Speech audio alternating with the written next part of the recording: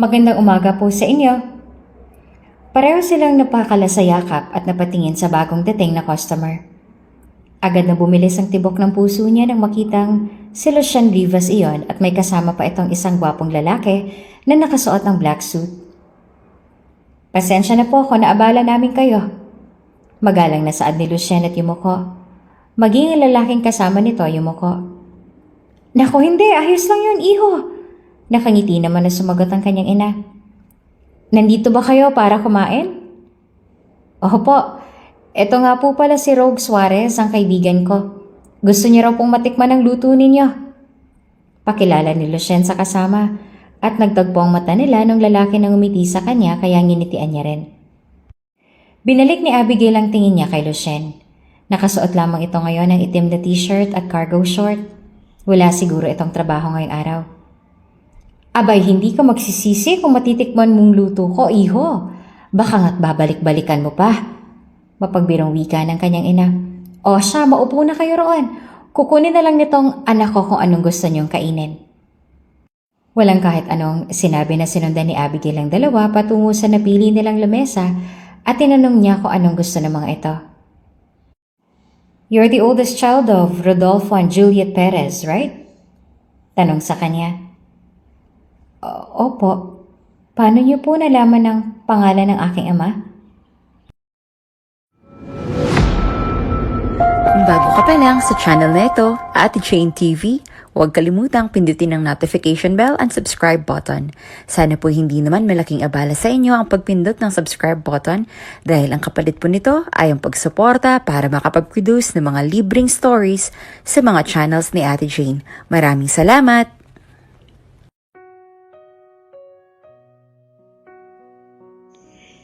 Nakasaad dito sa last will at testament ng iyong ama na kailangan mong magpakasal bago mo makuha ang iyong mana. That's easy. Papakasalan ko si Rose sa lalong madaling panahon. Hindi ganong kadali yon, Mr. Rivas. Seryoso na sabi ni Atty. Suarez, ang dating lawyer ng kanyang namayapang ama. Nakasaad dito sa kanyang testament na kailangan mong ikasal sa anak ni Mrs. Juliet E. Perez at Rodolfo E. Perez. Napakunot naman ang noon ni Lucien dahil ngayon niya lang narinig ang mga pangalan na iyon. Sino sila? Are they Dad's business partners? Hindi. Si Rodolfo E. Perez ay dating security guard sa NAIA Airport noong nabubuhay pa ito. Ang asawa naman itong si Juliet E. Perez ay may-ari ng isang maliit na karinderiya.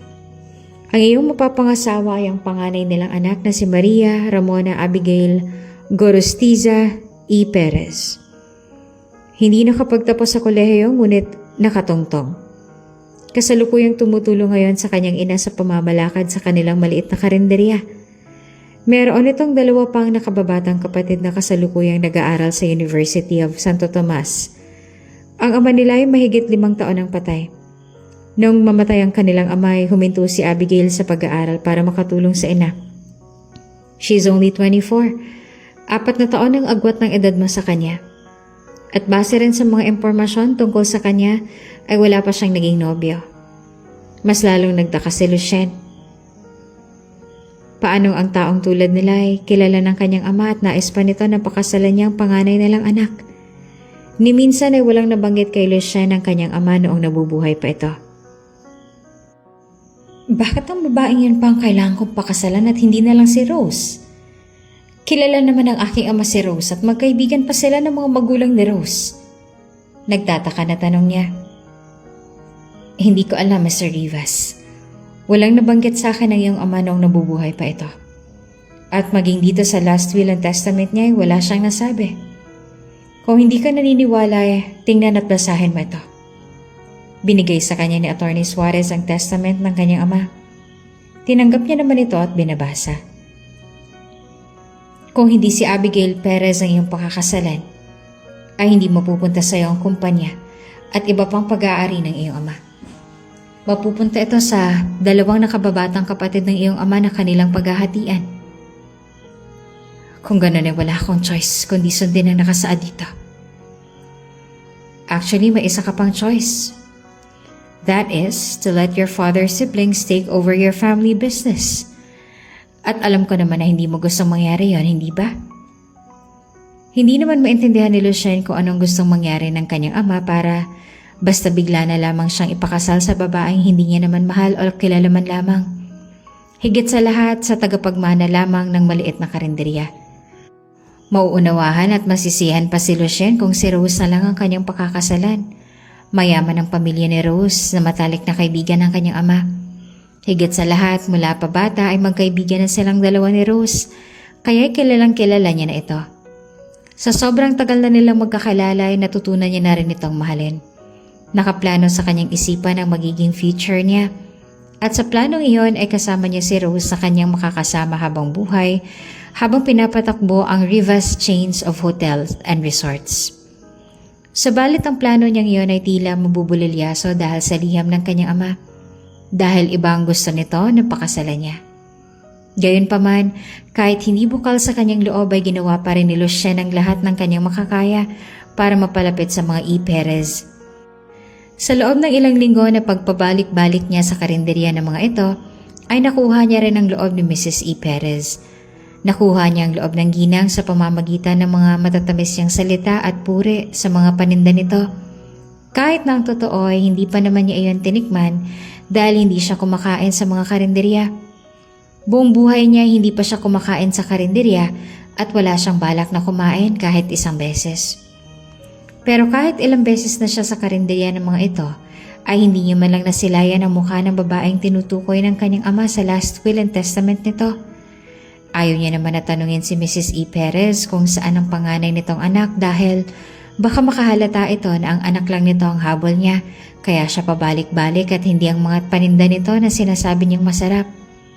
Wala siyang ibang choice kung hindi ang magpabalik-balik sa karinderya. Kahit paabala ang araw niya talagang naglalaan siya ng oras para pumunta sa karinderya. Tulad na lamang ngayong araw. Wala pa siyang tulog mula kagabi. At dapat ay nasa bahay niya siya ngayon nagpapahinga. Pero heto siya't nasa tapat na naman ang karinderya ng mga ito. Ay, sana naman nandito ka na, Ramona Abigail. Sabi ni Lucien sa hangin habang nasa loob siya ng sasakyan na nakaparada sa tapat ng karinderya. Akmang bubuksan na ni Lucien ng pinto ng kanyang sasakyan, ngunit natigilan lang na may isang magandang dilag na lumabas mula sa loob ng kusina ng karinderya. May hawak itong basahan at niligpit ang lamesa na kung saan ay kakaalis lang ng dalawang customer na kumain. Napatitig naman si Lucien sa babaeng nililigpit ang pinggan at ginamit ang basahang dala sa pagpupuna sa lamesa. Maganda ito. Animoy isang modelo. Morena ang balat na tila kumikinang habang natatamaan ng sinag ng araw. Mahaba at tuwid na tuwid ang itim nitong buhok na sumasabay sa bawat galaw nito. Hindi ito katangkaran ngunit magandang hubog ng katawan. Matangos din ang ilong nito at nadepena ang panga. Ramona Abigail, sa wakas ay nagpakita ka rin. Sabi pa ni Lucien sa sarili at napangisi na lamang. Sa wakas ay nasilayan niya na rin ang mukha ng mapapangasawa niya. Akala niya ay mabibigo na naman siya na makita ito ngayong araw. Lumabas na siya sa kanyang sasakyan at naglakad papalapit sa dalaga na abala pa rin sa ginagawa at tila hindi namamalaya ng kanyang presensya. Tumayo siya sa may tabi nito at doon ay mas napagtuunan niya ng pisikal na anyo ng dalaga. Wala siyang masabi. Maganda talaga ito. Walang kahit anong kapuna-puna sa itsura nito. Nang maramdaman nito ang presensya niya ay lumingon ito sa kanya. Bahagya namang nalaki ang mga mata nito ng sandaling magtama ang kanilang mga paningin at natigilan pa ito sa ginagawa. Magandang umaga, sir. Natataranta na bati nito at yumuko. Ibig naman na matawan ni Lucien dahil sobrang tense ng itsura nito pero pinigilan niya ang sarili. Magandang umaga rin sa'yo. At ngumiti siya dito. Narito po ba kayo para kumain, sir? Yes. May maire-recommend ka ba for breakfast? May meeting ako mamaya hanggang 6:00 ng hapon. At ang gusto ko sana ay yung hindi ako magugutom hanggang matapos ang meeting. Nagtagpo ang natural na kilay ng dalaga sa kanyang winika. Typical breakfast lang pong meron kami dito. At hindi rin po masigurado kung hindi po kayo makakaramdam ng gutom hanggang sa nabanggit niyo pong oras kung yun ang orderin mo.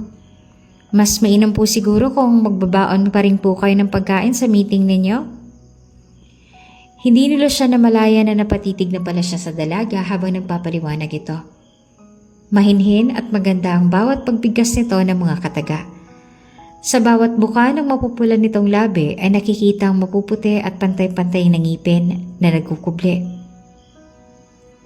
Nakapagdesisyon na po ba kayo kung ano ang nais yung i-order, sir? Nang marinig ulit ang boses ng dalaga, doon lang napagtanto ni Lucien na nakatitig na siya dito. Agad niyang iniwas ang kanyang tingin na tumikim. I'll have the typical breakfast with a cup of black coffee. Sige po, hintayin niyo na lamang po at ihahanda ko pong order ninyo. Magalang na yumuko sa harapan niya ang dalaga at niligpit na ang mga nilinisan sa lamesa. Pinagilan niya ang sarili ng upuan at doon ay naupo. Uy ate, sino yung poging lalaki na nakaupo? Tanong kay Abigail na nakababata niyang kapatid na si Annalise. Hindi ko rin alam, bagong customer lang siguro. Kibit balikat niya at nilingon ng kinauupuan ng lalaki na nasa kanya pa rin ang mata. Nagtaka siya kung bakit gano'n na lang ang tingin nito sa kanya pero mas pinili na lang niya na ipagsawalang bahala ayon. Tumingin ulit siya kay Annalise at nagsalita. Ihanda mo ng order niya. Sinangag na may hotdog, tocino, ham at bacon. Ako na maghahanda sa kape niya. Sige ate, ihahanda ko na ng maayos para sa kanya. Para araw-araw siyang kumain dito sa atin. Kinikilig pa na tugon ni Annalise, kaya napailing na lamang siya. Sinimulan niya ng paggawa ng kape ng binata na hanggang ngayon ay ramdam niya pa rin ang mga mata na nasa kanya. Sa totoo lang ay nagtataka rin siya kung bakit nandito ang binata dahil sa itsura pa lamang nito at suot na damit ay halatang mayaman na. Idagdag pang sasakyan itong nakaparada sa kanilang tapat. Ang binata lang siguro ang tanging mayamang alam niya na kumakain sa karinderya. Anak ka ba ni Mrs. Juliet E. Perez? Tanong sa kanya ng binata habang nilalapag niya sa lamesa ang pagkain nito. Opo, bakit po? Ngumiti ito ay yung tipo ng ngiting nakakapanghina. Kaya pala kamukhang kamukha ka niya. Kilala niyo po bang nanay ko, sir? Kaano-ano mo po siya? I'm her regular customer here. My name is Lucien Rivas. Pagpapakilala nito. And you are? Maria Ramona Abigail Gorostiza E. Perez po. Pero Abigail na lamang po ang itawag niyo sa akin. Ngumiti muli ang binata sa kanya at pakiramdam ni Abigail ay natutunaw na siya sa bawat pagngiti nito. You have a very nice name. It suits you. Nahihiya naman nagsalita siya. Salamat po. Sana po ay mag-enjoy kayo sa pagkain ninyo. Tawagin niyo na lamang po ako, ang kapatid ko kung may iba pa kayong kailangan. Habang kumakain ang binata ay palihim niya itong sinusulyapan. Kahit sa pagkain ay halatang mayaman ito dahil sa mga kilos nito. Naagaw din itong atensyon ng ibang mga kumakain na tila hindi man lang nahahalata ng binata dahil patuloy lang ito sa pagkain. At higit na pinagtaka ni Abigail nung nag-iwan lang binata ng bayad sa lamesa, 1,000 At hindi na hinintay ang sukli. Sa maliit na tissue ay may nakasulat na, Keep the change. I enjoy the food. It's delicious. Thank you and I'll see you again tomorrow, Abigail. Ano pong problema, Mama? Tanong ni Abigail sa ina nang makita niya itong mag-isa tila may malalim na iniisip. Wala silang customer ngayon kaya malaya silang makapagkwentuhang dalawa. Wala naman, may iniisip lang ako. Sagot nito at bahagya pang umiti. Ngunit hindi naniniwala si Abigail. Masayahin ang kanyang ina kaya pag nakikita niya itong ganito ay alam niyang meron nitong problema. Ano po bang problema, Mama? Maaari niyo pong sabihin sa akin. Wala lang ito anak, hayaan mo na ako. Huminga siya ng malalim at naglakad pa palapit dito. Pero ako pong katuwang ninyo ngayon sa buhay Ano man pong problema ng ating pamilya, ay karamay niyo po ko. Dahil batid ng kanyang ina na wala siyang balak na tigilan ito, hanggat hindi nito sinasabi ang tunay na dahilan sa kanya, ay napagkawala ito ng malalim na buntong hininga at sumagot. Anak, kasi ang totoo niyan, sinisingilan tayo ni Ma'am Grace para sa renta. Pero hindi sapat ang pambayad natin dahil nagbayad pa lang ako sa utang natin sa bangko at ang tuition pa ng kapatid mo. Nung nagkasakit ang kanyang ama at nagtagal sa ospital ay nagkaroon sila ng malaking utang sa bangko na hanggang ngayon ay binabayaran pa nila. Ang kanilang karinderya na siyang pinagkukunan nila ng pangkabuhayan ay pansin ni Abigail nitong nagdaang buwan na humihina na. Ngayong buwan lang utlit ito lalong lumalakas, kaya nakakabayad na sa bangko ang kanyang ina. Pero ang kanilang kita sa isang buwan ay hindi sapat para pagkasyahin sa mga utang nila, lalo pat nag-aaral ang dalawa niyang kapatid. Huwag po kayo mag-alala, Ma. Ako na pong bahala. Makikiusap po muna ako kay Ma'am Grace at maghahanap ng ibang racket. Maraming salamat, anak. Mabuti na lang talaga at lagi kang nariyan para damayan ako. Siyempre naman po, Ma. Tayo-tayo na nga lang po sa buhay. Mag-iiwasan pa po ba tayo? Ano mang problema dumating sa buhay natin, ay sama-sama nating haharapin yon kahit gaano mang kahirap. Ngumiti ito at niyakap siya ng mahigpit at napatingin din si Abigail. Napakaswerte talaga namin ng ama mo at ikaw ang aming naging anak. At napakaswerte ko rin po sa inyo ni Papa. Magandang umaga po sa inyo. Pareho silang napakalas sa yakap at napatingin sa bagong dating na customer. Agad na bumilis ang tibok ng puso niya na makitang si Lucien Rivas iyon at may kasama pa itong isang gwapa na lalaki na nakasuot ng black suit. Pasensya na po kung naabala namin kayo.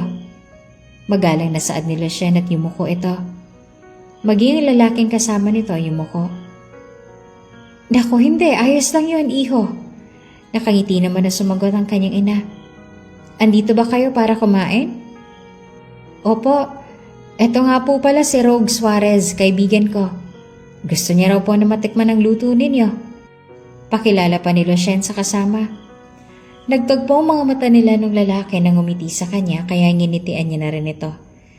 Binalik ni Abigail ang mata kay Lucien at nakasuot lamang ito ngayon ng itim na t-shirt at cargo short. Wala siguro itong trabaho ngayong araw. Abay, hindi ka magsisisi kung matitikman mo ang luto ko, iho. Baka nga't baka balik-balikan mo pa. Mapagbirong wika naman ang kanyang ina. O siya, maupo na kayo roon. Kukunin na lang nitong anak ko kung anong gusto niyong kainin. Walang kahit anong sinabi na sinundan ni Abigail ang dalawa patungo sa napili nilang lamesa at tinanong niya ito kung anong gusto ng mga ito. You're the oldest child of Rodolfo and Juliet Perez, right? Tanong sa kanya ni Rogue Suarez habang naglilista siya. Nagtaka naman siya kung paano nito nalaman ang pangalan ng kanyang mga magulang. Opo, paano niyo po nalaman ang pangalan ng aking ama? Oo, narinig lang namin sa usap-usapan ng mga tao sa kabilang tindahan kanina. They said we should try eating here because the food is delicious. Nakangiti pa ang paliwanag nito, kaya ay napatango naman si Abigail.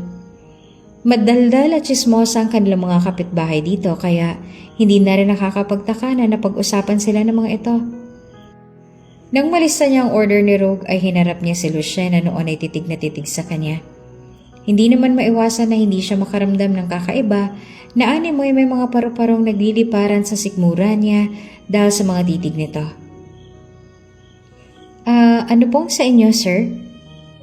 At talagang nautal pa siya. Just like usual, and don't forget the coffee that you make. Sagot nito at nakakunotang noo pero mas pinili na itikom na lang bibig at sarilinin ang iniisip. Binigay na ni Abigail ang lista ng kanilang order sa kanyang ina at ito na rin ang nag-serve sa table nila dahil kinausap pa sila ng kanyang ina.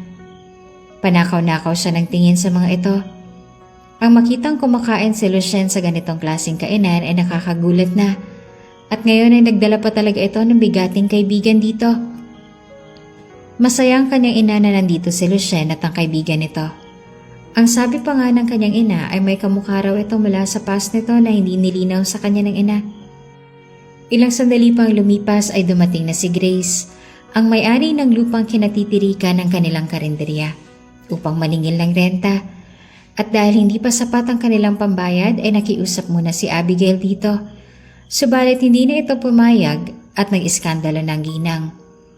Noon pa man ay ayaw na ayaw talaga nito na hindi sila nagbabayad sa tamang oras. Minsan pa nga'y sinisingil sila nito ng mas maaga sa nakatakda. Kung kaya ginagawa nila ang lahat ng paraan para makaipon ng pambayad bago ang nakatakdang araw. Ngunit nagkataon lang talaga na hindi sapat ang kanilang naipon ngayon dahil marami silang binayaran. Sige naman na po, baka pwede pong saka na lang kami magbayad ng renta. Wala po talaga kaming pera ngayon. Pakiusap pa ni Abigail. Aba, hindi naman pwede yon. Kailangan din namin ng pera. Dapat ay magbayad kayo sa tamang araw. Pagalit na sumagot ang ginang. Ngayon lang naman po kami maliliit ng bayad sa renta. Nagkataon lang po talaga na may binayaran din po kami sa bangko nung na-ospital ang aking ama. Aba, hindi ko na problema yon. Marahas nitong Saad. Ang mabuti pa ay umalis na lang kayo sa lugar na to. Kapwa silang natigilan ng kanyang ina dahil sa binitawan nitong salita. Po, hindi kayo nakapagbayad ng renta. Ano pa kaya kapag tinaasan ko ng renta? May gustong magtayo ng coffee shop sa pwesto na to. Mabuti pa't ipaubayan nyo na lang sa kanila itong pwesto. Hindi naman po pwede yun. Mahigit 3 dekada na po kami sa karinderya namin dito. Hindi naman po pwedeng pakawalan ng pwestong to. Sabi ng kanyang ina na nagsusumamo.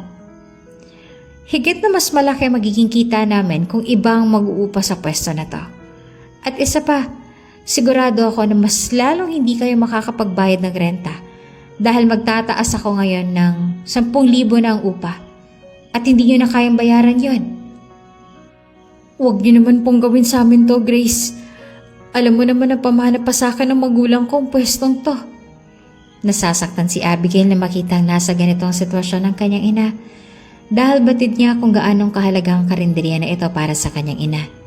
At isa pa, ito lang din ang inaasahan nila. Dating magkaibigan ang mga magulang natin, Juliet. Batid kong mahalaga para sa kanilang karinderya na ito. Pero sana rin maintindihan mo rin na kailangan din namin ng pera. Sa kabilang banda ay nakakunot ang noon ni Lucien habang nakikinig sa usapan ng mga ito at kung paano ipahiya ng ginang ang mag-ina na nagmamakaawa. Binalingan niya si Rogue na nagtaas ng kilay sa kanya dahil sa uri ng tingin niya. What is it, Mr. Rivas? Hindi mo sila tutulungan? Hindi libre ang serbisyo ko, Mr. Rivas. Hindi nga nila mabayaran ang kanilang renta dito. Paano pa nila maa-afford ang presyo ko? Pero ang totoo sa isip ni Rogue ay bakit hindi na lang si Lucien ang tumulong sa kanila. Total ang mapapangasawa naman ito ang inaapi. May plano naman siyang tumulong pero dahil nandito naman si Lucien, mas gusto niya na ito na lang kumilos. You're a heartless asshole, sabi ni Lucien. At bakit ang sabi mo sa akin noon ay sa kanilang karinderya na ito? Bakit may namamahiya ngayon sa kanila? Sa pagkakatanda ko ay wala akong nabanggit sa iyo noon na sa kanilang lupang kinatitirikan ng karinderya na to. Huminga naman ng malalim si Lucien at muling bumaling sa mag-ina na ngayon ay nagmamakaawa pa rin sa may-ari ng lupa na wag silang paalisin. Hahayaan mo na lang bang api-apihin at hamak-hamakin ang mapapangasawa mo, Mr. Rivas? Nang challenge na Saad ni Rogue. Hindi naman maiwasan na hindi makaramdam ng bigat sa kanyang dibdib si Lucien habang nakatingin siya sa kanila. Nung hindi na siya makatiis ay tumayo siya at naglakad palapit sa kanila. Nagtataka namang sinundan siya ng tingin ni Atty. Suarez at kalaunan ay napangisi ito. Magkano bang lupang to at bibilhin ko? Napalingon ang lahat kay Lucien nang bigla itong magsalita. Maging si Abigail ay natigilan din. Ano? Takang wika ng may-ari ng lupa. Name your price. Hindi ko pinagbebenta ang lupaing to. 3 million. Siya ang unang nagpresyo. Hindi mo ba talaga naiintindihan? Ang sabi ko, hindi namin pinagbebenta ang lupang ito. I'll triple the price, 9 million. Malit lang ang lupa dito. Higit na mas mahal ang presyo niyan. 9 million? Nauutal ang boses ng may-ari ng lupa. Yes, kung papayag kayo na ibenta sa akin ang lupa na to, mas makakahanap kayo ng mas malaki pang lupain. Hindi na kayo lugi, hindi ba? Ilang square meters lamang ang lupain na to para sa halagang 9 na milyon? Tanong ni Lucien sa malamig na tinig. Ibebenta niyo ba sa akin ang lupang to? Deal! Walang pag-aalinlangan na sabi ng may-ari ng lupa, kaya bahagya pang napangiti si Lucien. Good decision. I have my lawyer with me right there. Itinuro niyang kinauupuan ni Attorney Rogue Suarez na nagtaas ng kilay. Siya nang bahala makipag-usap sa iyo tungkol sa paglipat sa pangalan ko at sa bayad. Malawak nang umiti sa kanya ang ginang na hindi niya sinuklian. Hindi ko alam kung ano iniisip mo para bayaran ng ganong kalaki ang maliit na lupang ito. Pero maraming salamat. Kayo na lang mag-usap tungkol sa kanilang karinderya.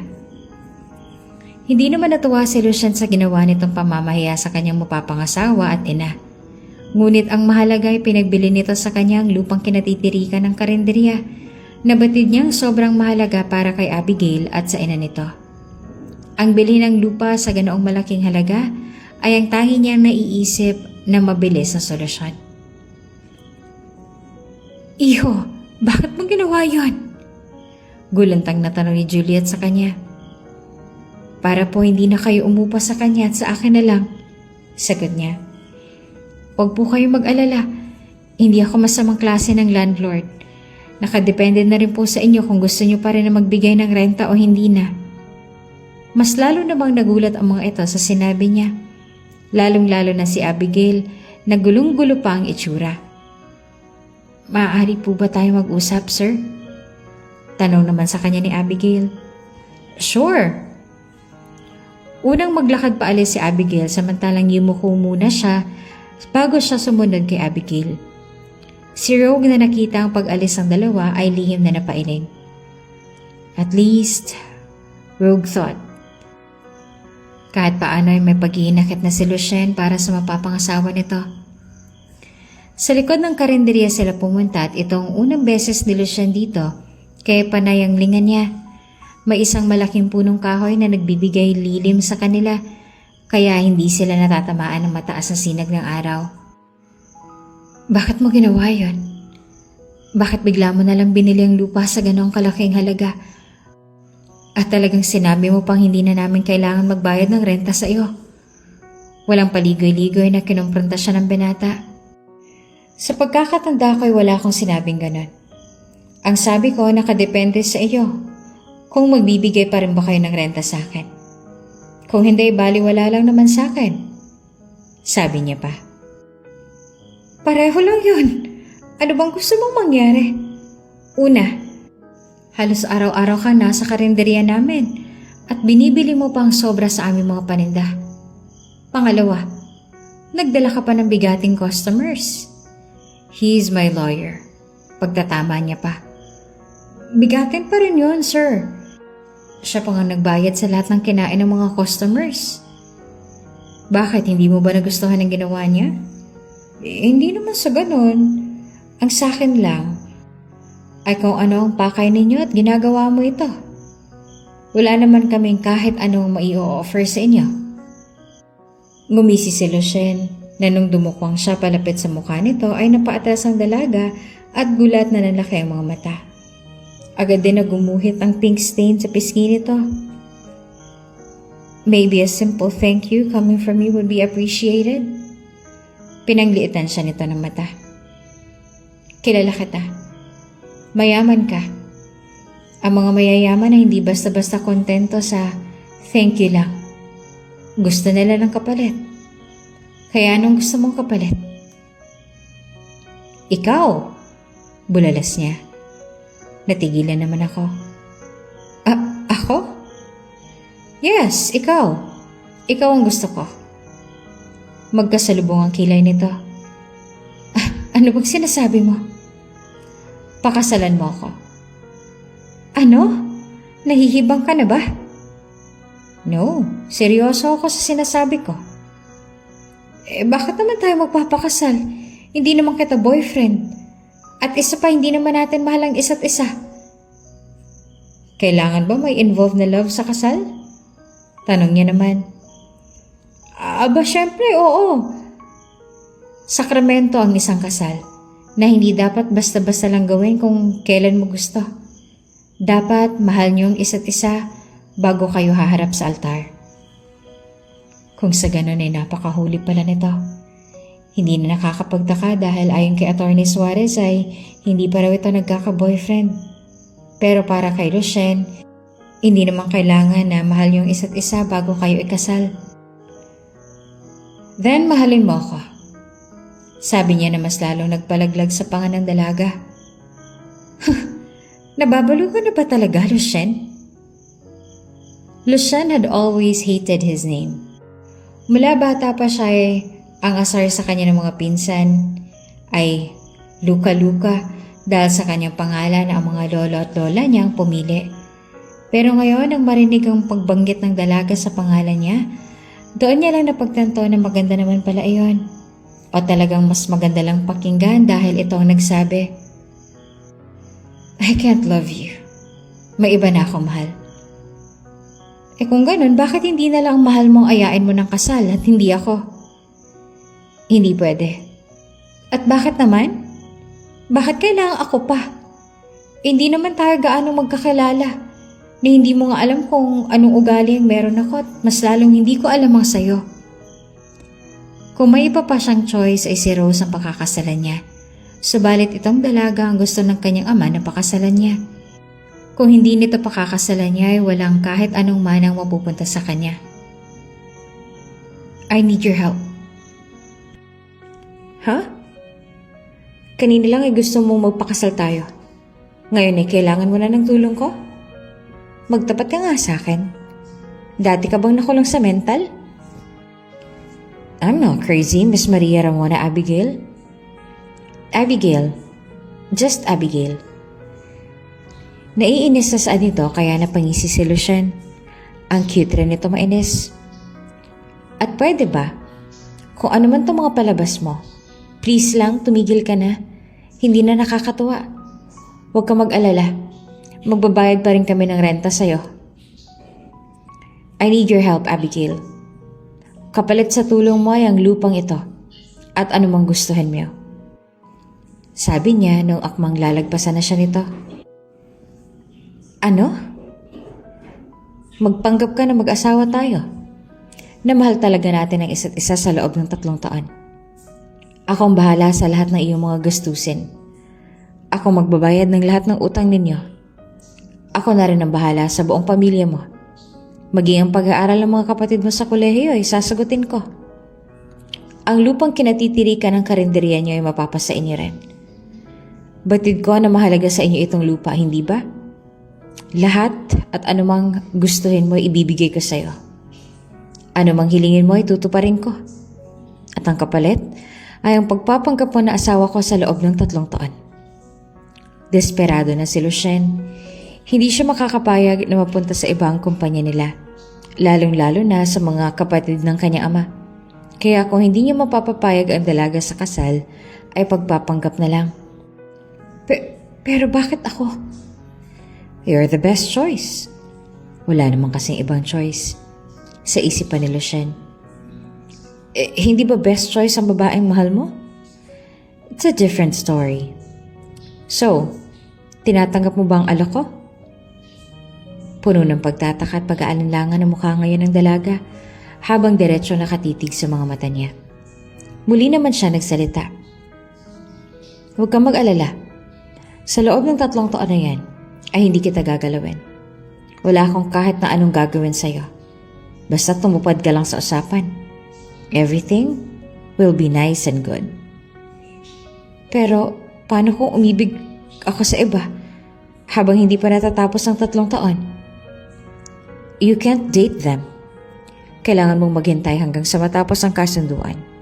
And I'll do the same thing. Lumipas ang ilang sandali bago ito nagsalita ulit. Pwede bang pag-isipan ko muna to? Sure. Take all the time that you need. Kahit hindi pa ito lubusang pumapayag, ay masaya na si Lucien dahil ang mahalaga ay pag-iisipan nito ang alok niya. Nandito ngayon si Abigail sa labas ng kanilang bahay at nakatingala sa kalangitan na puno ng bituin. Malakas at malamig ang ihip ng hangin. Tulog na ang kanyang mga kapatid habang siya ay nananatiling gising dahil kanina pa siya nag-iisip. Kahit ilang araw nang nagdaan mula nang sabihin iyon sa kanya ni Lucien, ay hindi pa rin siya nakapagdesisyon kung ano ang kanyang isasagot sa alok nito. Ang alok ni Lucien ay malaking tulong para sa kanila, lalo pat hindi na sapat ang kinikita ng kanyang karinderya para sa pagpapaaral sa kanyang mga kapatid at sa pagbabayad ng kanilang mga utang. Nangako din siya sa kanyang ama noon na gagawin niya ang lahat para maging maayos ang buhay nila kahit wala na ito. Pero kung sa ganitong paraan maayos ang buhay nila, hindi niya alam kung matutuwa ba ang kanyang ama. Mukhang malalim yata ang iniisip mo. May problema ba? Nilingon ni Abigail ang ina nang magsalita ito mula sa kanyang likuran. Wala naman po. Ma, naaalala ko lang si Papa. Tumabi ito sa kanya ng tayo at bahagyang ngumiti habang nakatingala rin sa kalangitan. Kung nasan man ngayon ang Papa mo, batid ko na masaya na siya na makita kayo ng mga kapatid mo na malalaki na. At alam ko na hindi siya matutuwa kapag nalaman niyang nalulungkot kayo. Lalo ka na. Huminga si Abigail ng malalim. Kilalang kilala talaga siya ng kanyang ina at alam nito ang kahinaan niya ay ang kalungkutan ng kanyang ama. Ma, nag-aalangan na sabi niya. Alam ko po na marami pa tayong problema. Pero, paano po kung magdesisyon ako na magpakasal na? Nasa sayo yan. Nasa tamang edad ka naman na. Kung iyon ang ikakasaya mo, isusuportahan kita. Pero, huwag mong isipin ng mga kapatid mo. Responsibilidad ko sila. Ang isipin mo yung magpapasaya sa'yo. Ngumiti ito sa kanya. Ang mahalaga sa akin ay ang kasiyahan mo. Sigurado ako na maging ang papa mo ay ito rin ang sasabihin sa'yo. May napupusuan ka na bang pakasalan? Iyon bang bumabagabag sa'yo? Meron na po. Sino siya, anak? Bakit hindi mo pa siya pinapakilala sa akin? Sa amin ng mga kapatid mo. Ipakilala mo muna siya sa amin. Pinilit pa siya nitong sabihin kung sino ang lalaking napupusuan niyang pakasalan, ngunit hindi niya sinabi. Matapos ang pag-uusap nila na yon ng kanyang ina, ay nabuo ang desisyon sa isip niya. Ayaw niya makitang naghihirap ang kanyang ina at mga kapatid. Ang alok ni Lucien ay isang pinakamabilis na solusyon na naisip niya para hindi na sila lalong maghirap. At ang lupang kinatitirikan ng kanilang karinderya na sobrang halaga para sa kanyang ina ay mapapasa kanila na rin. Huminga si Abigail ng malalim bago kinuha ang cellphone niya at tinatawagan ang numero ni Lucien na binigay nito sa kanya nung araw na inalok siya nito ng bagay na iyon. Madalas silang magkita ni Lucien dahil palagi itong gumagawa ng paraan para magkausap silang dalawa. At halos araw-araw din ito nasa karinderya nila pero ewan niya ba, kinakabahan pa rin siya ngayon. Hello? Ang malalim na tinig ng binata nang masagot nito ang tawag. Yes, who's this? This is Abigail. Oh, may Maria Romana Abigail. Glad you called. Nagtagpong kilay niya dahil sa tono ng boses nito. Lasing ka ba? Ako? Hindi just a bit tipsy. Nagbuntong hininga siya ng malalim. Kung ganitong lasing ang binata ay hindi sila makakapag-usap ng maayos. Bukas na lang ulit ako tatawag. No, wait. Pagpigil nito sa kanya kaya natigilan din siya. Ngayon mo lang ako kinontak, ibababa mo na agad ang tawag? Ayoko makipag-usap sa'yo kung lasing ka. Hindi ako lasing. I'm just tipsy. Oh, by the way, let me introduce you to my friends. Lucas, Adonis, Adam, Midnight, and Atlas. Lasing ka nga para isipin na nakikita ko kung sino sila dyan. Oh, this is not a video call? I forgot. But anyways, you don't have to see their faces. They're all ugly anyways. I just want you to introduce to them. Hey, asshole!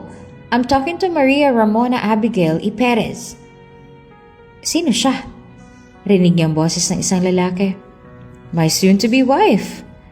Sagot naman ni Lucien kaya maging si Abigail ay natigilan. How can he say those words so bluntly? What? I'll explain later. Sagot ni Lucien sa kanila. Abigail, anong dahilan ng pagtawag mo? Sasabihin ko na lang sa'yo bukas kapag hindi ka nalasing. Magkita na lang tayo bukas. Hindi niya na hinintay na makasagot ito at pinatay niya ng tawag. Kinabukasan ay maaga pa lang ay nasa karinderya na nila si Lucien.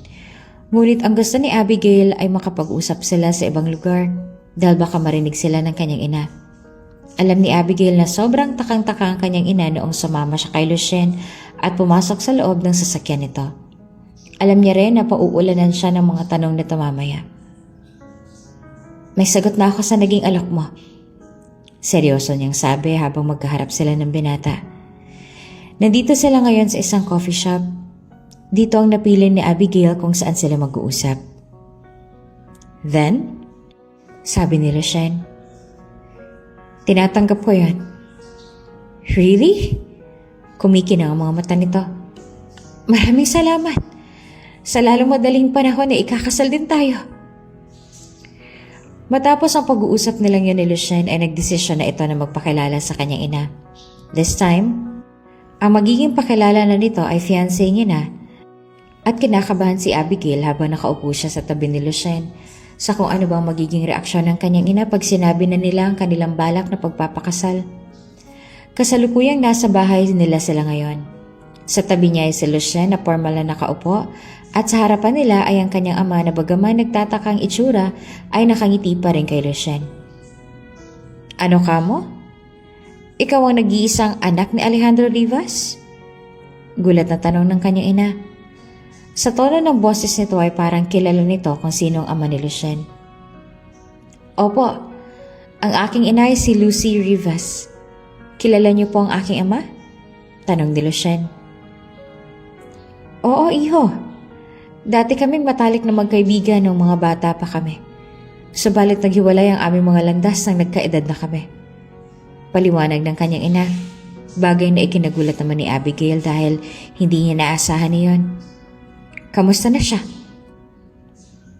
Magtatatlong taon na po mula nang namayapa ang aking ama dahil sa sakit. Naglaho ang ngiti sa labi ng kanyang ina at napuno ng lungkot ang mga mata. Noong huling bisita niya dito ay malakas pa siya, tila walang karamdaman. Kaya nga pala hindi na siya bumibisita dito. At kaya rin pala unang kita ko pa lang sa'yo, nakikita ko na si Alejandra sa'yo. Ano nais niyong sabihin sa amin? Paglipas ng sandali ay nagtanong ulit ang kanyang ina. Inabot ni Lucien ang kanyang kamay na nakapatong sa kanyang hita. Nagtaka na nakatingin doon ang kanyang ina. Nag-alangan naman na nagsalita si Lucien. Ang totoo ho niyan ay plano po namin ni Abigail na magpakasal. Ganun ba? Teka, ano ka mo? Ikakasal? Kayong dalawa magpapakasal? Nahihirapan sila magpaliwanag sa kanyang ina at mga kapatid tungkol sa biglaan nilang pagpapakasal. Ngunit noong nagsinungaling sila sa mga ito na mahal nilang isa't isa, kaya sila magpapakasal ay pumayag din naman sila. At tulad ng sinabi ni Lucien na sa lalong madaling panahon ay ikakasal din sila, ikinasal nga sila agad paglipas ng isang buwan. Sa Spain sila kinasal. Fake lang ang kasal na yon dahil si Lucien mismo ang nagsabi na pikiin lang ang kanilang wedding. Ganon pa man ay tulad ng sa pinapangarap niya, ang naging fake wedding nilang dalawang kasal. Konti lang ang kanilang mga bisita, tanging ang kanyang pamilya lang at mga kaibigan ni Lucien noong araw na yon. Matapos ang kasal ay nagkunwari silang may honeymoon sa Bali, Indonesia. Dahil ayaw nila na magkinala ang kanyang ina na sobrang saya noong ikinasal sila. Nanatili sila doon sa loob ng 1 linggo. Pagbalik nila sa Pilipinas ay sa bahay na siya ni Lucien dumiretso. Dito titira sa loob ng 3 taon sa napakalawak at gandang mansyon na ito. Kailangan niya ng sanayin ng kanyang sarili. Kasalukuyang nakasilip si Abigail sa 2 taong nasa living room na seryosong nag-uusap. Kanina ay may dumating na bisita sa kanilang bahay. Isang medyo may katandaan na ngunit magandang babae na ngayon ay kausap si Lucien. Matagal na po kaming may relasyon ni Abigail. Magta3 taon na. Inilihim ko lamang po sa inyo dahil gusto ko na asawa ko na siyang ipapakilala sa inyo. Seryosong saad ni Lucien dahil kine-question ng ginang ang kanilang relasyon at history. Unang kita pa lang ni Abigail sa ginang kanina ay alam niya na hindi ito boto sa kanya. Masamang uri ng tingin na sinalubong nito sa kanya kanina. At sa anong klaseng pamilya naman ang galing ang babaeng yun? Mayaman ba ang pamilya niya? May maganda ba siyang pinag-aralan o isa lamang siyang dukha? Hindi po mahalaga sa akin ang lahat ng yan. Wala po akong pake kung mayaman sila o hindi. Pinakasalan ko siya dahil mahal ko siya. Sagot ni Lucien. Kung gano'n ay galing lang sa mahirap ang pamilya niya. Nag-iinsulto na saad ng ginang. Huwag mong sabihin sa akin na wala rin siyang pinag-aralan. Aaminin ni Abigail na nasaktan siya sa pang-iinsulto nito. Ngunit wala siyang magawa dahil totoo naman ang sinabi ng ginang. Mahirap lang siya at walang pinag-aralan. Nagtagis ang bagang ni Lucien. Katulad ng sinabi ko, wala akong pakialam sa lahat ng yon. Kaya higit sa lahat ay wala rin po kayong pakialam doon. Huwag niyo pong iinsultuhan ng pamilya ng asawa ko. Dahil higit na mas malinis pa sila kaysa sa inyo. At mabubuti silang tao. Sarkastiko na nagsalita ulit ang ginang. Sino mag-aakala na maririnig ko ang mga katagang yan mula sa iyo ngayon, Lucien? Kung tutuusin, ay mas madami pang budhi mo kaysa sa amin. Nakakalimutan mo na ba kung anong klaseng ugali ang meron ka noon? Wala po akong pakialam sa kung anong ugali ang meron ako noon, Auntie. I've changed, and I've learned from my past actions and behaviors. Why must we revisit those old chapters when I've evolved and learned from them? Kung nagpunta lang po tayo dito para sabihin sa akin ang mga walang kwentang bagay na yan, ay makakaalis na po kayo. Madilim ang mukha na sabi ni Lucien.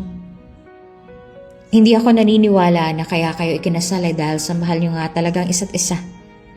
I know for a fact that you love Rose. Sabi po ulit ng ginang. Rose and I are just friends. Kung siyang mahal ko, hindi sana'y siyang pinakasalan ko. But I'm marrying Abigail because she's the one I love. Sagot naman ni Lucien. Alam naman ni Abigail na nagsisinungaling lang si Lucien at hindi naman talaga siya nito mahal para hindi niya pa rin mapigilan ang kanyang puso na mag-react at nagiinit pa ang pisngi niya. Naiiyak din siya sa pagtanggol nito sa kanyang mga magulang. I'm pretty sure you have reason for this. Perhaps you're doing this para mapasayo ang kumpanya na pamana ng iyong ama. Mahinang natawa si Lucien. Ako lang nag-iisang anak ng aking ama. Kaya hindi ba't simula pa lang ay sa akin na talaga ang mana at kumpanya at wala akong kaagaw? Kilala kita. At higit na mas kilala ko ang iyong ama. He's my brother. Kaya alam ko na hindi basta-bastang ipapamana niya sa iyong kumpanya. Hindi ho ba kung talagang ginagawa ko lang to para sa mana, ay matagal ko na dapat itong ginawa noon? I can grab some random girl out there and ask them to marry me. Pero hindi ko ginawa. Dahil hindi yun ang dahilan kung bakit papakasalan ko si Abigail. Mahal ko siya. Mahal namin ang isa't isa. At labas ang mana sa usapang ito. Sisiguraduhin kong malalaman ko rin ang totoo. Go on, Auntie. Gawin niyo ang lahat ng gusto niyong gawin. Patunayan niyo ang gusto niyong patunayan. Hindi na rin nagtagal ang ginang sa kanilang bahay. Bagay na pinagpapasalamat naman ni Abigail dahil sa mga pang-iinsulto nito sa kanya. Pasensya na kung narinig mo ang lahat ng yan. Seryosong sabi sa kanya ni Lucien. Hindi, ayos lang. Sagot niya na may konting ngiti. Sapat na ipinagtanggol siya nito as sarili niyang fiancé. Maraming mga katanungan sa isip si Abigail tulad ng kung bakit tila galit na galit ang auntie ni Lucien sa kanila. Ngunit hindi niya magawang magtanong dahil alam niyang labas naman na siya roon. Fake wife lamang siya nito. Ganon talagang ugali ng mga kapatid ng aking ama. Sabi naman ni Lucien na mapansin ang pagtataka sa kanya ng mukha. Una pa lang ay gusto na nilang makuha ang kumpanya ng aking ama. Ngunit dahil nagkaroon ng miracle baby ang aking mga magulang, at ako yon, ay hindi sila nagtagumpay sa kanilang plano. Kaya gano'n na lamang ang galit nila sa akin. Kaya higit na mas kailangan natin na mag-ingat sa kanila. Dahil nasa bahay lang siya, ang gawain niya lang ay magluto, linis, at hintayin si Lucien umuwi mula sa trabaho. Feel niya talaga ang pagiging may bahay ni Lucien. Paminsan-minsan ay bumibisita rin siya sa kanilang karinderya na ngayon ay pagmamayari na nila ang lupang kinatitirikan.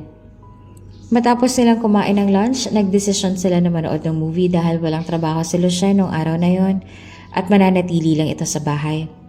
Malakas kasi ang ulan ngayon sa labas, kaya ay nagdesisyon si Lucien na huwag munang pumasok sa opisina. Masaya naman si Abigail dahil hindi siya mag-isa ngayon sa kanilang bahay. Mahigit 1 buwan na silang mag-asawa at lagi siyang mag-isa sa kanilang bahay sa tuwing pumapasok sa trabaho si Lucien. Lagi pa itong late umuwi, kaya ay nalulungkot siya. Nakaupo ngayon sa tabi niya si Lucien. Siya naman ay abala sa pagpili ng panonoorin nila sa Netflix. Nang makapili siya ay agad niya iyong pinakita kay Lucien. The Quiet Place ang pamagat ng movie na napili niyang panoorin. Hindi mo pa napapanood ang movie yan? Tanong ni Lucien sa kanya. Umiling siya. Hindi pa. Ikaw? Napanood mo na ba yan? Yeah. Ayaw mo ng movie na yan? Pwede naman tayong humanap ng iba. Suggestion niya. No, let's watch that movie. I want to watch it again. This time, with you. Ngumiti siya tumango na merong pigil ng mga ngiti. Nagsimula ng palabas at excited na si Abigail na mapanood ito. Tahimik din na nakaupo sa tabi niya si Lucien. Paminsan-minsan ay sumusulyap siya sa binata para makita kung naboboard na ba ito sa kanilang pinapanood at mukhang na-entertain naman ito. Nagtaka si Abigail nang hapitin ni Lucien ang kanyang bewang palapit sa katawan nito at pinatong nito ang baba sa kanyang balikat habang ang mga mata ay nasa screen pa rin ng TV. Tiningnan niya ito. Sobrang lapit ng mukha nila sa isa't isa. Kaya halos magpalitan na sila ng hininga. Naiinip ka ba sa palabas? Tanong niya. Umiling ito. No, it's entertaining. Pero mukhang naiinip ka na. Tiningnan siya nito sa mga mata at matamis ang ngumiti. Ilang dangkal na lang ay magdidikit na ang kanilang mga labi. I'm not. I'm just too focused that I look bored. Halos malaglag na ang kanyang puso sa sobrang lapit ng mukha nila sa isa't isa. Amoy na amoy niya mabango nitong hininga na mas lalong nagpabili sa tibok ng kanyang puso. Siya ang unang nag-iwas at binalik na ang tingin sa TV screen at saka mariing na palunok. Sinusubukan niya na mag-focus sa pinapanood nila, ngunit hindi niya magawa. Napansin naman ni Lucien ang pamumula ng pisngi ng dalaga, kaya napangisi ito at mas siniksik pa ang sarili sa dalaga na halos hindi na makahinga. Their position while watching the movie was so comfortable and looked so domestic. Sa itsura nila ngayon para silang totoong ikinasal. Kung may nakakakita man na iba sa kanila ngayon ay iisiping ikinasal sila na mahal ang isa't isa. Nang matapos ang movie ay nagdesisyon din sila na mag-bake dahil wala naman silang ibang gagawin. Napagkasunduan nila na pagkatapos mag-bake ay manood ulit sila. In a large bowl, add cream together with the butter, sugar, and dry strawberry gelatin until light and fluffy. Sinunod nila ang sinabi ng nasa pinapanood nilang tutorial. Si Lucien ang tagakuha ng mga ingredients, siya naman ang tagahalo ng mga yon. Pareho silang seryoso na nakikinig sa tutorial sa YouTube. How to bake strawberry cake. Beat the eggs at one time, mixing well after each. Combine the flour and the baking powder. Stir into the batter alternately with the milk. Binigay sa kanya ni Lucien ang ingredients na nabanggit. Sinunod niya naman ang sinabi ng babae. Blend in the vanilla and strawberry puree. Divide the batter evenly between the prepared pans. Inabot ni Lucien ang tissue na malapit lang sa counter at ginamit iyon para punasan ang harina sa kanyang pisngi. Nag-init naman ang pisngi niya dahil sa ginawa nito. Salamat. Namumula ang pisngi niya. Habang abala siya sa paghahalo, mariin na nakatitig sa kanya si Lucien. Pinagmasdan ng bawat galaw niya kaya nakaramdam siya ng kaba. Nang hindi niya na matiis sa mga titig nito ay binalingan niya ito. Can you look away? Tumaas ang gilid ng labi ni Lucien. What if I don't want to? Nang asar pa na sabi nito. Ayaw mo? Kinuha niya pang whipped cream na nakapatong sa counter at nilagyan ng kaunti ang kamay at biglang pinahid iyon sa mukha ni Lucien. Buti nga sa'yo. Hey! Nang makitang kukunin ito ng butter ay agad siyang tumakbo papalayo sa binata. Si Lucien naman ay nakangisi habang may butter sa kamay at sinundan siya. Hoy, sorry na. Nagbibiro lang naman ako. Natatawa na sabi niya. Nasa magkabilang dulo sila ngayon ng dining table. Ngunit hindi nakinig sa kanya si Lucien. Naghahabalan sila paikot-ikot sa dining table. Hinahabol siya ni Lucien. Malakas ang tawa niya kahit na natatakot na malagyan ng butter sa pisngi. Patuloy sa pagsasalita ang babae na nasa YouTube pero wala sa kanilang nakikinig doon. Abala sila sa paglalaro ng habol-habulan. Napapatili sa tuwing nahahabol siya ni Lucien. Hey! Napatili pa ulit siya nang mahuli na naman siya ni Lucien. Nakapulupot ang braso ni Lucien sa kanya mula sa kanyang likuran at ang isang kamay na may butter ay pinahira ng kanyang mukha. No! Sigaw niya habang tumatawa. Sinubukan niya makawala mula sa yakap nito pero mas lalo lang humigpit. Malakas ulit siyang napatawa nang pahira na naman ito ng butter ang kabila niyang pisngi. Pinahihirapan siya ni Lucien at pinunasan ng whipped cream na nasa pisngi nito at pinunas iyon sa tungki ng ilong niya. Hoy, ang daya! Reklamo niya habang umiiling at sinusubukan na makawala sa yakap nito. Tinawanan lang siya nito bago niluwagan ng yakap at kinulong ang kanyang mukha sa mainit nitong palad. You look adorable. Now bake it for 25 to 30 minutes in the preheated oven or until a small knife inserted into the center of the cake comes out clean. Singit ng babae na pinapanood nila. Pareho nilang nilingon ng babae na nasa video at nagkatinginan ulit at parehong natawa. Lumapit sila sa kanilang ginagawa kanina at may ngiti sa kanilang labi na ipinagpatuloy iyon. Si Lucien ang naglagay noon sa loob ng oven at sinet for 30 minutes. Nagkatinginan ulit sila habang hinihintay na mabake. Sa tingin mo ba successful kaya ang first try natin? Tanong niya. Yes, of course. Confident na sagot nito. Habang hinihintay na maluto ang kanilang binibake, kinuha ni Lucien ang cellphone mula sa bulsa at pinindot iyon sa camera. Nagulat siya nang bigla siya nitong akbayan at hapitin siya palapit sa katawan nito. Say strawberry cake! Tumingin din siya sa camera. Strawberry cake! Strawberry cake! Isang araw habang nasa trabaho ang kanyang asawa, ay sumulpot sa bahay nila ang mga asawa ng kaibigan ni Lucien at inaya siya nitong sumama sa kanila sa club. Wala si Lucien sa bahay nung dumating ang mga ito. Sinubukan niya pa sana na tumanggi ngunit pinilit siya ng mga itong sumama para raw ay magka-bonding naman sila. Kaya wala siyang choice kundi ang sumama.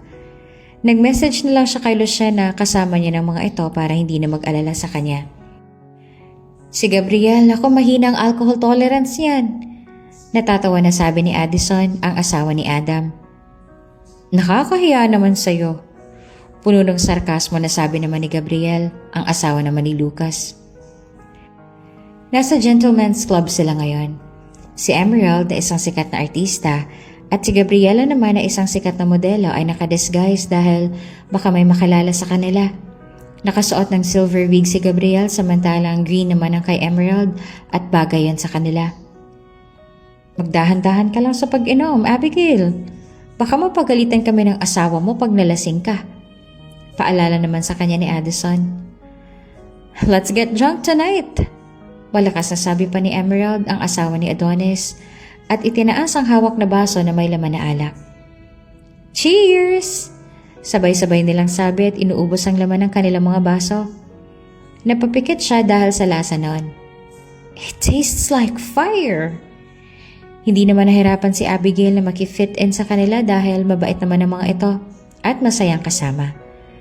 Marami silang mga pinagkwentuhan and mostly kung paano sila nagkakilala ng kanilang mga asawa. Nagkwento rin siya at sinabi niyang totoo kung paano sila unang nagkita ni Lucien.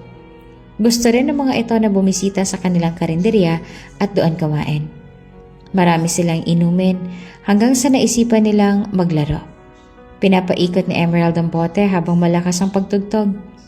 Nakailang ikot ang bote at hindi na yun tumatapat sa kanya kaya ay natutuwa naman siya. Ngunit nang muling paikutin ni Gabriel ang bote at sa kanya na tumapat, naglaho na ang ngiti niya. Abigail, truth or dare? Kinakabahan na sumagot siya. Truth. Name of the person that you love? Juliet, ang mama ko. Sagot niya kaya napanguso ang mga ito dahil napaka-basic daw ng sagot niya. Nung pagpaikot niya ng bote ay tumapat iyon kay Addison. Dare ang pinili nito, ngunit wala siyang maisip kung anong ipapagawa rito hanggang sa may binulong sa kanya si Gab.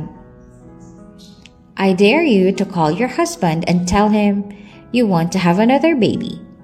Napakurap-kurap si Addison. I won't do it. Pakatotohanin pa ng asawa ko. He loves kids at 5 na anak namin. Mamamatay na ata ako kung masusundan pa. Ininom nito ang 2 basong alak.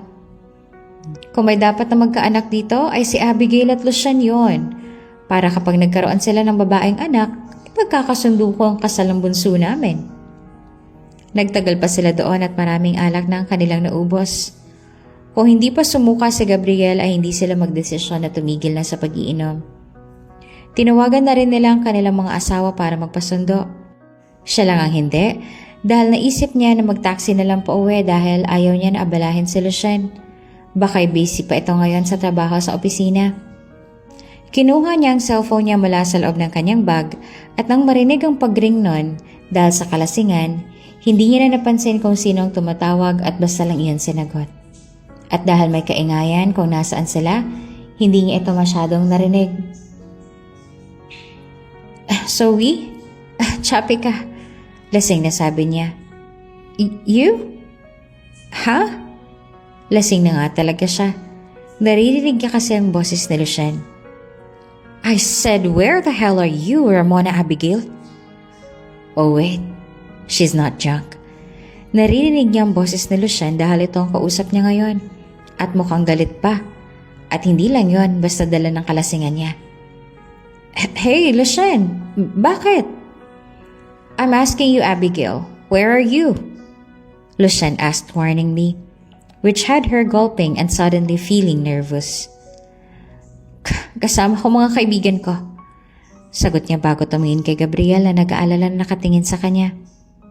Nasaan nga tayo? Sabihin mo nasa Gentleman's Club. Sagot ni Gabriel. Thank you.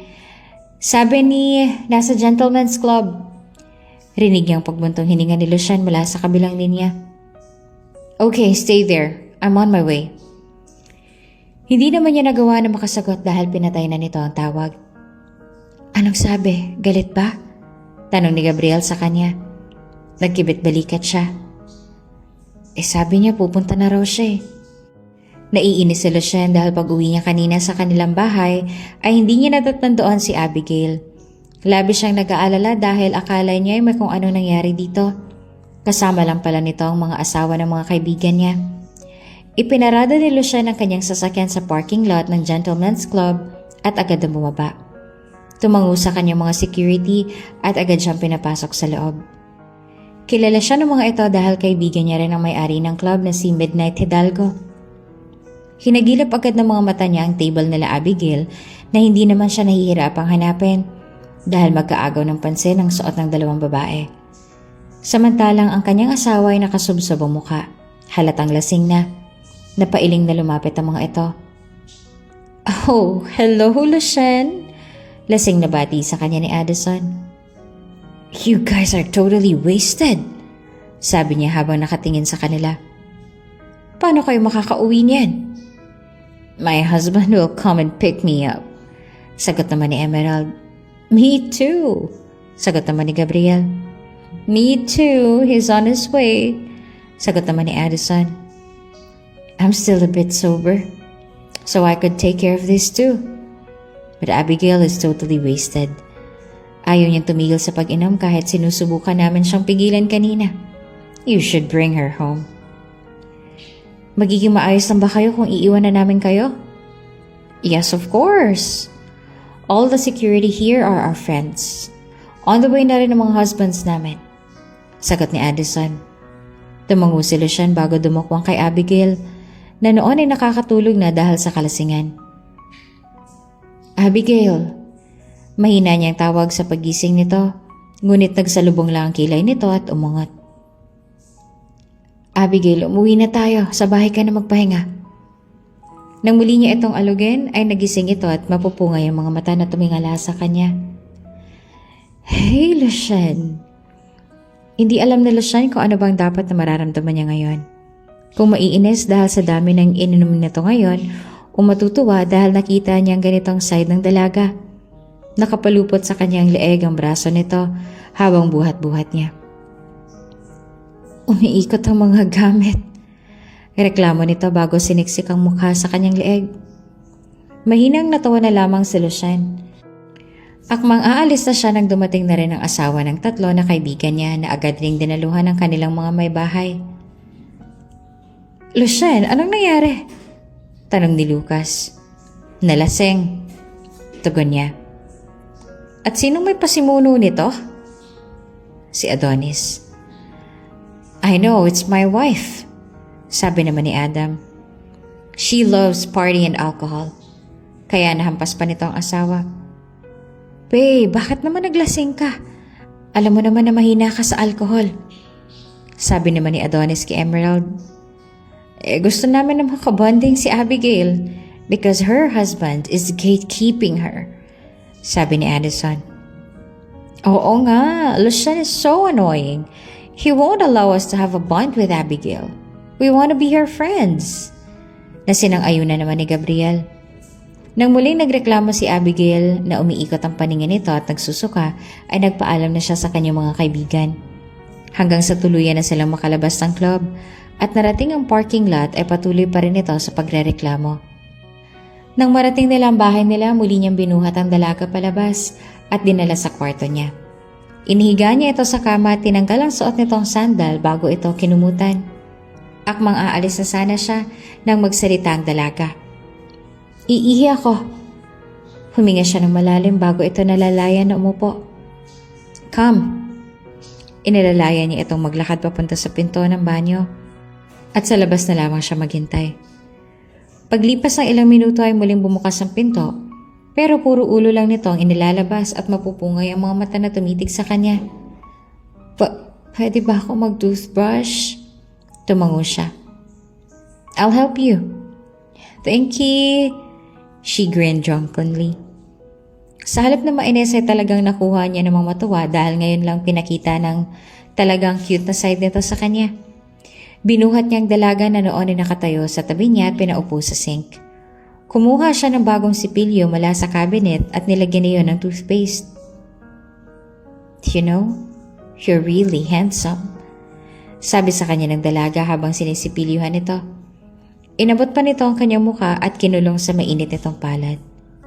So handsome.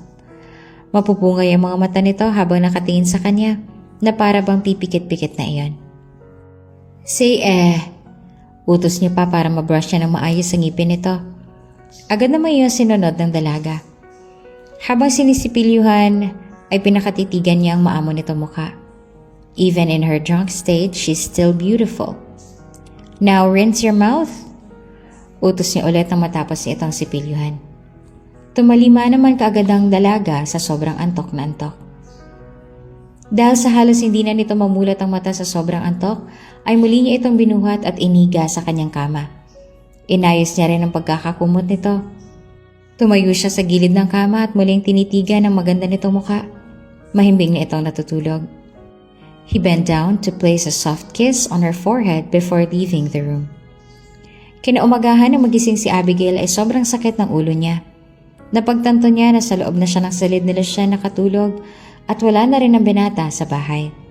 Marahil ay pumasok na ito sa trabaho Konti lamang ang naaalala niya sa nangyari kagabi, kaya nagtataka siya kung paano siya nakauwi, lalo pat ang mga kasama niya kagabi ay mga lasing na rin.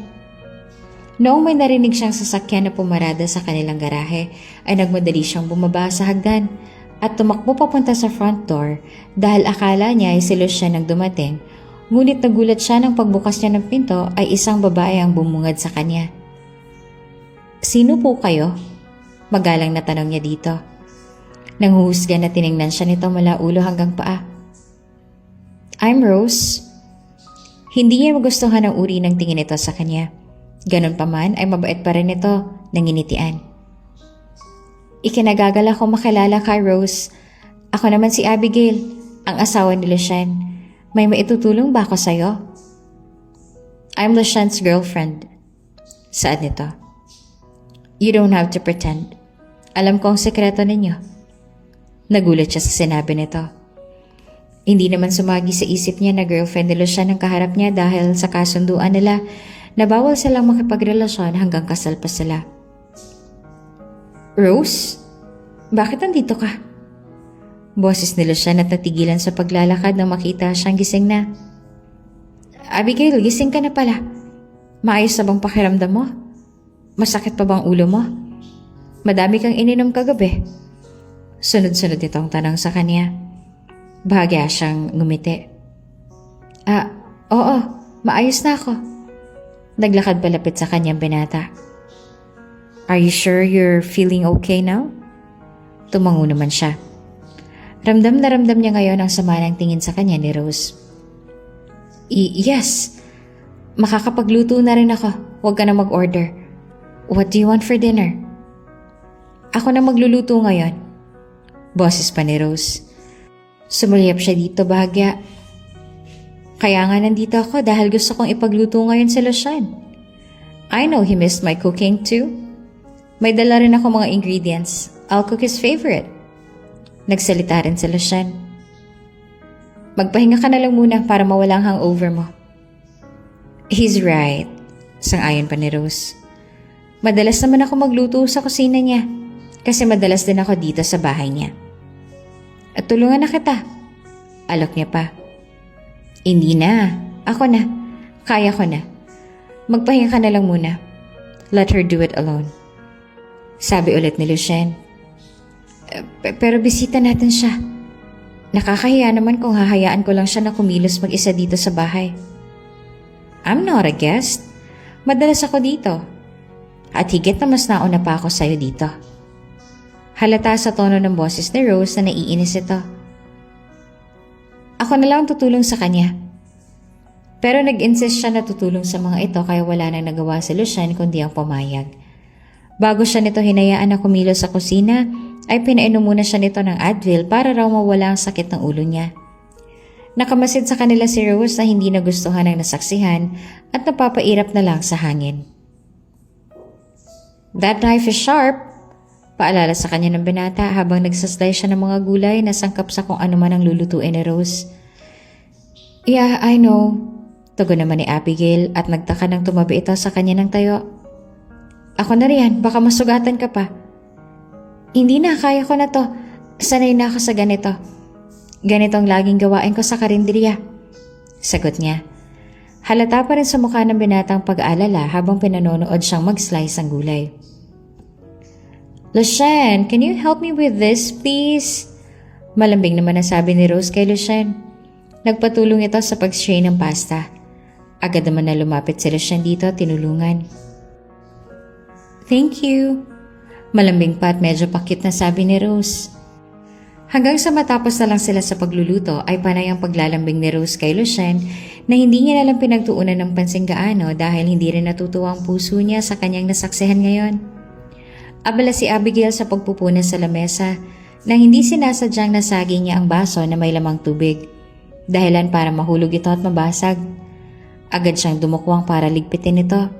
At nagmamadali naman na nilapitan siya ni Lucien at inalam kung nasaktan ba siya. Nag-aalala na tiningnan siya nito sa mga mata. "Nasugatan ka ba?" Hindi naman. Pasensya na hindi ko sinasadyang mahulog." "Ayos lang, maupo ka na roon. Ako nang bahala dito." Anito. Sinunod niya ang sinabi nito.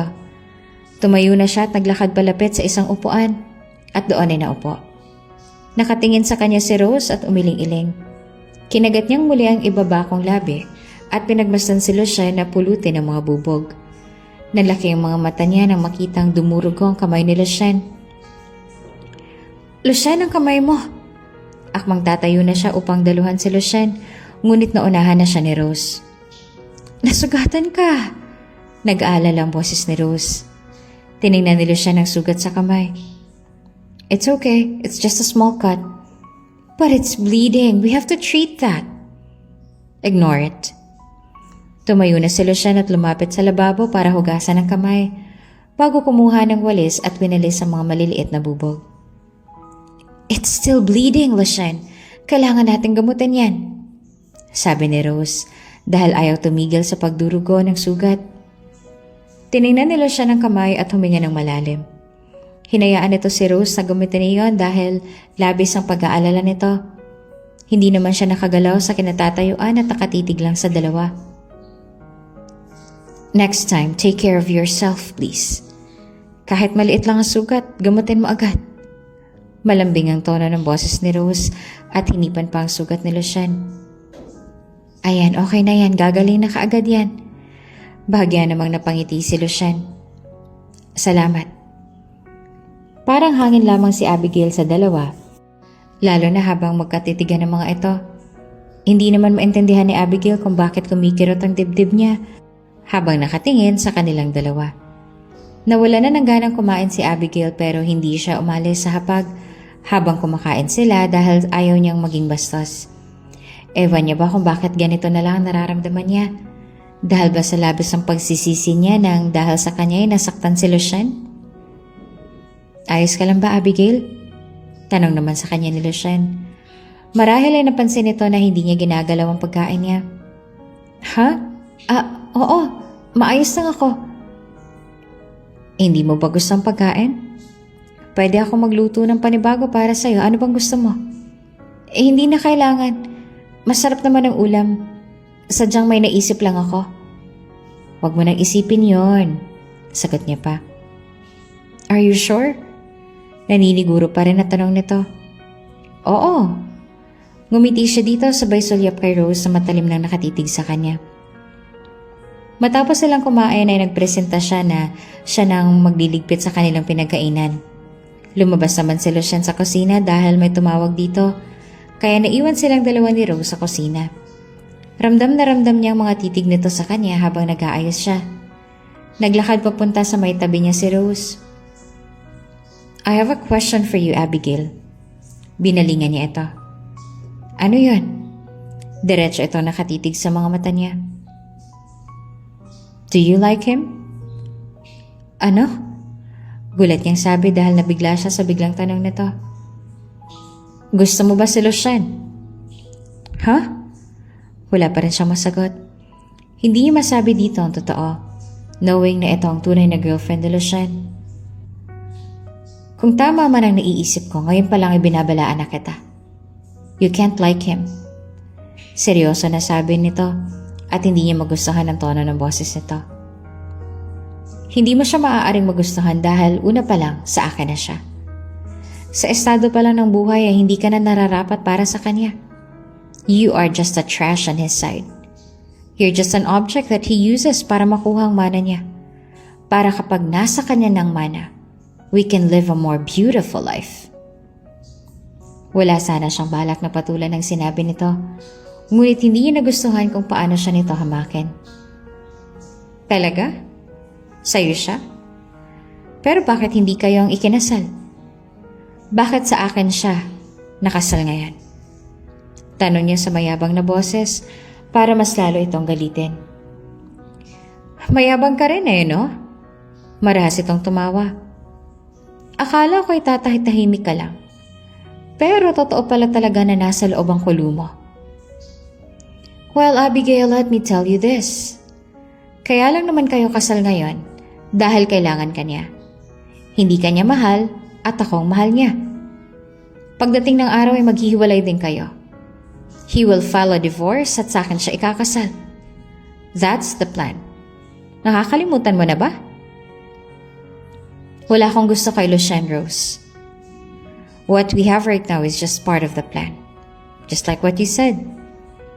Hindi ko maintindihan kung bakit ganyan na lang pag-aalala mo na maagaw ka siya mula sa'yo. O baka naman sadyang natatakot ka lamang ngayon dahil kahit ikaw ang mahal niya, ako pa rin ang pinakasalan niya. Nanggagalaiti sa inis si Rose, pero hindi na nagawang sumagot dahil pumasok na sa kusina si Lucien na nagtaka pa pagkakita sa kanila. What's wrong? Nagtaka na tanong nito. Ngumiti si Rose. Oh, nothing. May pinag-uusapan lang kami. About what? About things that we like. It's a girly thing that you don't have to know about. Sagot pa ni Rose bago naglakad palapit sa binata.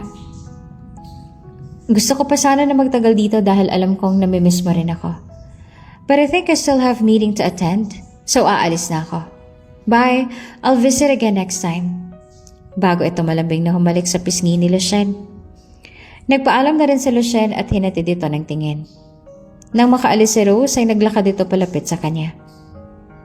Anong pinag-usapan ninyo? Ha? O, wala naman. Sagot niya. May nasabi na siya sa'yo? Wala naman, bakit? Bakit ganyan na lang kalungkot ang mukha mo? Anong problema? Puna naman ito. Wala. Nag-iwas siya ng tingin. May naisip lang ako. Ano naman ang naisip mo? Tiningnan niya ito ulit. Bakit ba ang dami mong tanong? Nag-aalala lang ako. Bakit ka naman nag-aalala? Kasi malungkot ka. Malungkot ako pero wala ka na ron. Doon ka sa girlfriend mo mag-alala. Malungkot din siya. Mataray pang sabi niya. Wala akong girlfriend. Asawa meron. Si Rose, hindi mo ba siya girlfriend? May inis sa tono ng boses niya. Hindi ko siya girlfriend. Friends lang kami. Seryoso na sabi nito. Bakit tinatanggi mo siya? Hindi ba siya nasasaktan sa ginagawa mong to? Hindi ko naman talaga siya girlfriend. Friends lang kami. Pero ang sabi niya, and she said that to you? Mabagal siyang tumango. Yes. Well, I'm sure she was just kidding. We agreed to not put labels on our relationship while we were still married. Wala kaming relasyon. Hindi naman alam ni Abigail kung ano ang dapat niyang maramdaman sa sinabi ng binata. Kung dapat ba siyang matuwa dahil wala pa silang relasyon? Maiinis o masasaktan? Ewan niya. Sa dami ng iniisip ni Abigail nitong nagdaang araw ay pinagpapasalamat niya noong isang araw ay biglang dumating ang mga kaibigan ni Lucien sa kanilang bahay at nag-aya na mag-camping daw sila for 5 days. At ngayon na nga ang unang araw nila. Sa bundok ang kanilang camping site at kasama rin ng mga kaibigan ni Lucien ang kanilang mga asawa. At dahil si Midnight at Atlas ang wala pang asawa o girlfriend sa kanilang magkakaibigan, ay sila rin itong sobrang bitter ngayon. Buong biyahe siguro papunta sa camping site ay panay ang reklamo ng dalawa na dapat daw ay hindi lang sila sumama dahil parang date daw iyon at sila lang walang pa-partner. Kailangan mo ba ng tulong, Maria Ramona Abigail? Tanong sa kanya ni Midnight habang sinusubukan niyang sindihan ng bonfire. Talagang ginamit pa nito ang kanyang buong pangalan. Pwede ba? Sure. Ngumiti ito sa kanya at kinuha ang lighter na hawak niya bago nag-crouch down at sinindihan ng mga kahoy. Dahil sa malakas ang hangin, ay hinarangan niya rin ito gamit ang kanyang mga kamay. Nasaan ang asawa mo? Bakit hinahayaan ka niya dito? Kausap niya si Rose. At saka hindi ko naman kailangan ng tulong niya. Sagot niya. Kinukubli ang lungkot sa kanyang tinig. Kanina ay biglang tumawag si Rose kaya umalis si Lucien. Pero hanggang ngayon ay hindi pa rin ito bumabalik. Ayaw niya naman na sundan ito kaya tumutulong na lang siya sa mga gawain. Kahit pa sinabihan na siya na hindi na kailangan at sila na lang ang gagawa nun. Oh, that Rose again.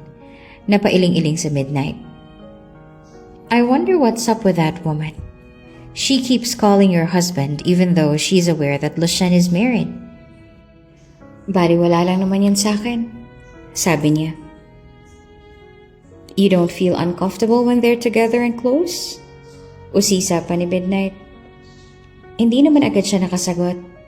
Ang totoo, she felt uncomfortable. Pero alam niya naman na wala siyang karapatan dahil hindi naman sila totoong mag-asawa. At batid niya rin na si Rose talagang mahal ni Lucien. No? Mahinang tumawa si Midnight. You're lying. I could read the whole correct answer just by looking at your eyes.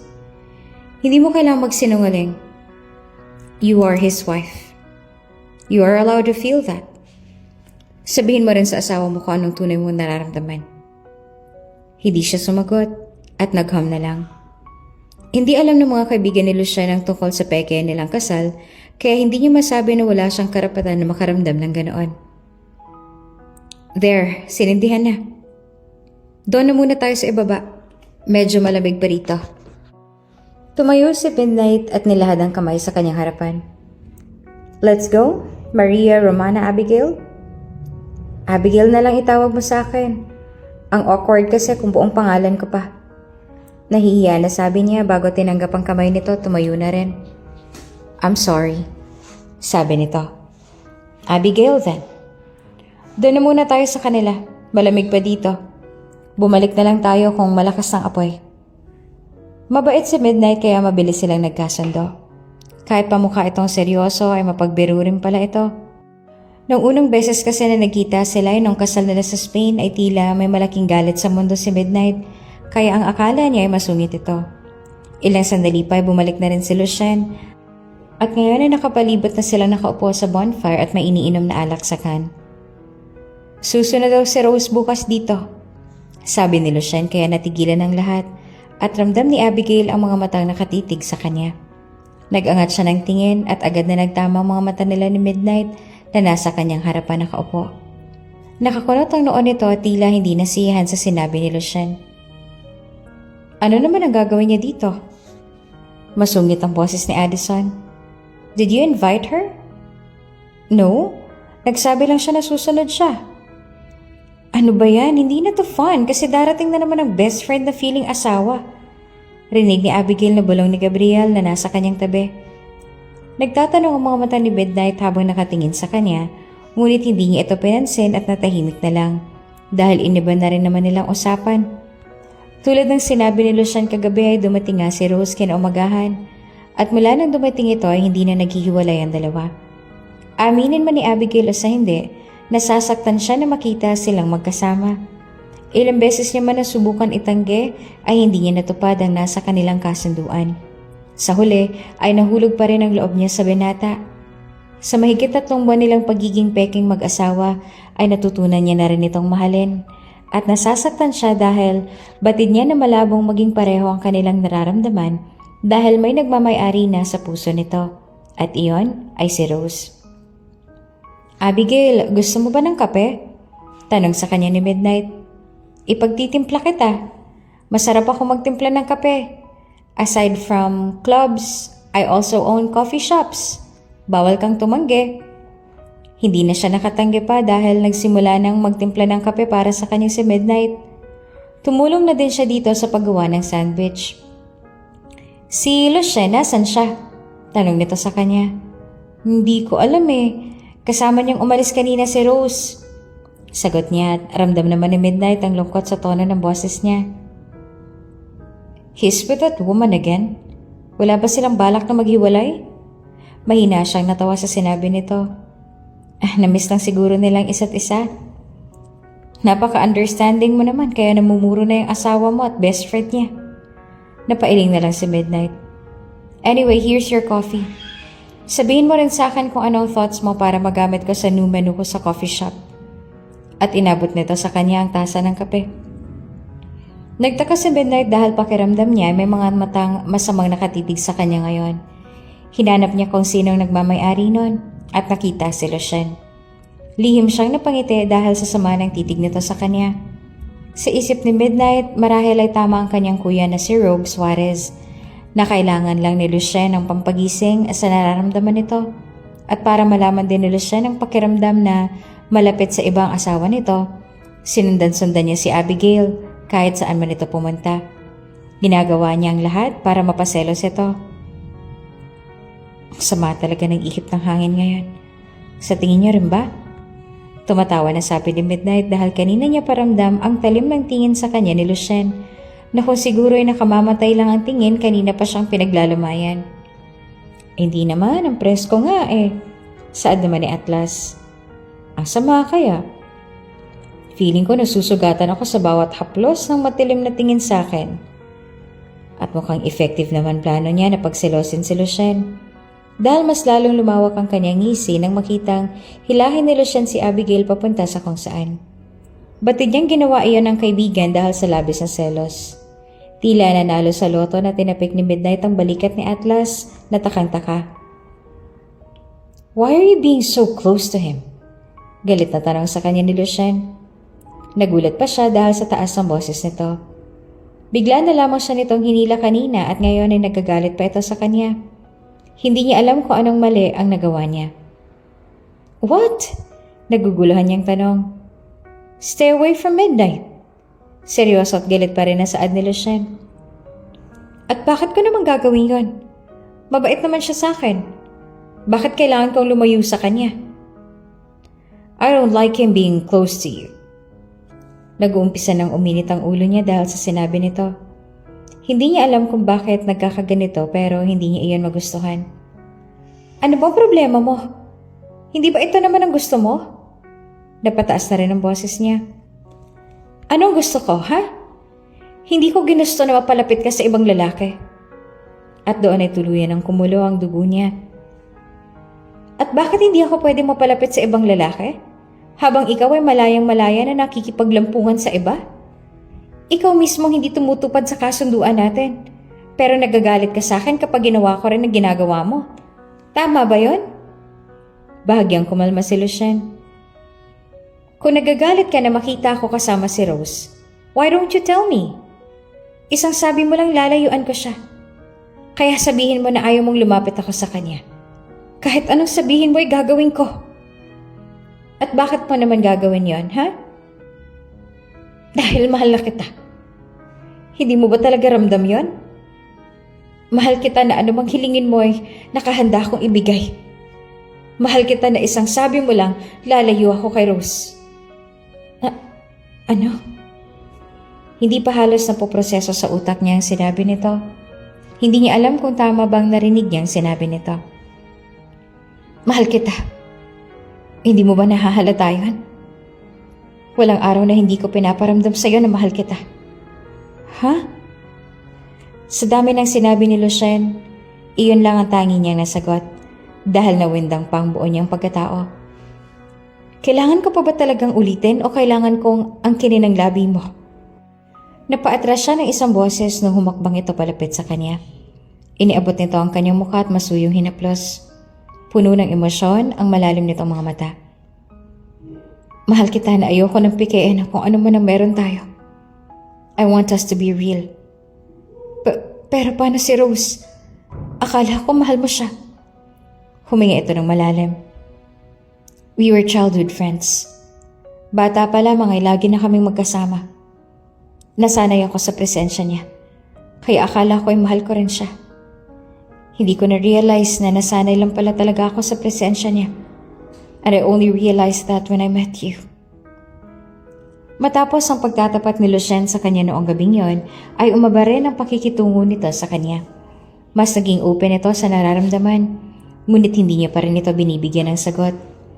Kahit pareho sila ng nararamdaman ay hindi pa rin siya makapaniwala sa mga pinagtapat nito. Hanggang ngayon ay hindi pa rin siya makapaniwala. So totoo nga na peke talagang kasal ninyo. Ginawa niyo lang yon para makuha mong mana.